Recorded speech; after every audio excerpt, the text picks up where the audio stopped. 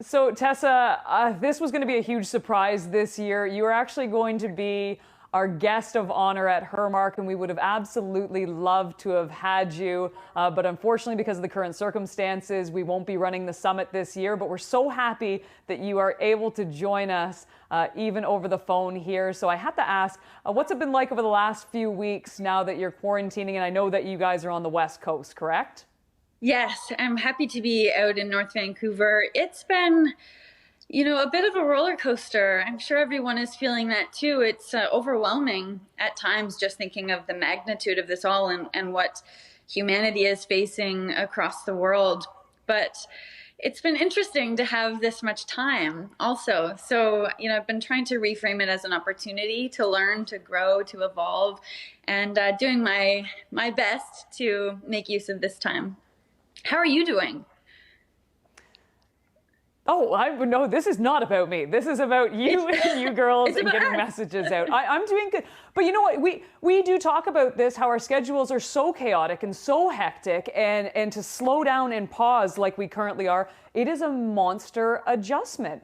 But I'm thankful, and I'm thankful to have the people around me. I'm thankful to have my family and friends, and to be able to still connect with friends like you because of technology. So honestly, I'm very grateful. I think that's an ever-present feeling, and I hope that's lasting too, that once we're on the other side of this, there's just more gratitude for all of those little things that maybe we've taken for granted over the years.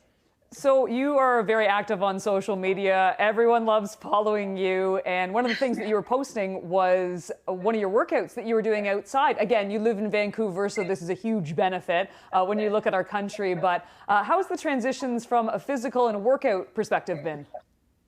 Well, they're transition on a couple of different levels in that I'm no longer a competitive athlete, so my training regime is quite different anyways.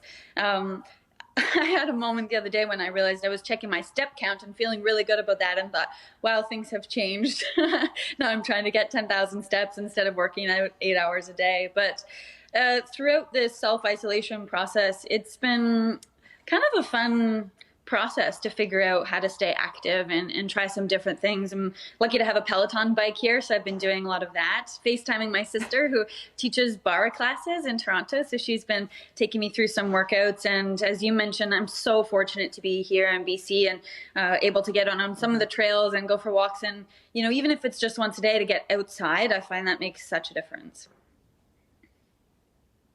I'm very jealous of your Peloton right now. I'm not going to lie to you at all. So what we asked some of the girls on the Hermark Instagram page were to actually send in their questions because, a lot of them were hoping to probably attend the summit this year and meet you in person. But we, of course, had a lot of questions when it came to you. And if you don't mind, I've picked one and I'd like to ask you it. So it actually came in from a girl named Julie. And she asked, how has the transition been since officially retiring? And has it been a struggle mentally? Good question, Julie. Thank you for writing in. I think honestly, I had a harder time after the Pyeongchang Olympics, knowing that we weren't competing anymore. Uh, my life was dominated by just one single focus for such a long time, and I had a clear path and a purpose. And every decision was filtered through that lens of how can I be the best in the world. And suddenly, the expectation changed, my goals changed, and I was floundering a little bit without sort of that safety net of a team around me. I have to say that since stepping back from professional skating in November, it's felt like quite a natural transition. It's been really healthy, I think, and it was planned. Like this moment was always going to come. And I was always sure throughout my skating career to prioritize being somewhat multidimensional or try to have a balance so that I didn't identify as only a skater. And I knew that this moment would come. And I feel grateful now that I have new challenges, new goals, new things to work towards, and they're outside of skating, which is kind of refreshing. It feels like the right time.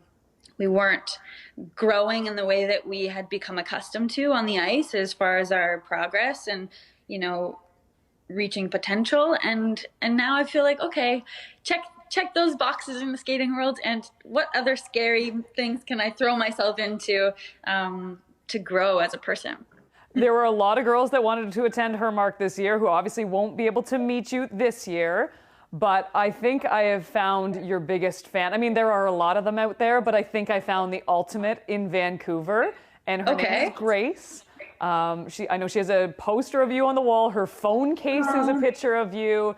And I'm wondering if I can set up a Zoom phone call right now and you could meet her over Zoom. Is that possible? I would love that. Yes, I would love that. Hi, Grace. Hi, Grace. Hi. Hi, Grace. I'm Kate. I just wanted you to meet Tessa Virtue. Oh, Hi. It's so nice to meet you. so nice to meet you. Surprise. Oh my God. How are you? I'm good. How are you? I'm great. You're in Vancouver, right? Yeah. Okay, we're not far from each other now. No, yeah. Is it true that you have a picture of Tessa on your phone? Oh. And on the front too. Grace, thanks so much for your interest in my story, and just know that I'm cheering for you always, whether it's with dance or field hockey or criminology. You're not alone in this. Awesome. Thank you, Grace. Thank you, Tessa. Bye, Thank Grace. you. Thank you. Bye.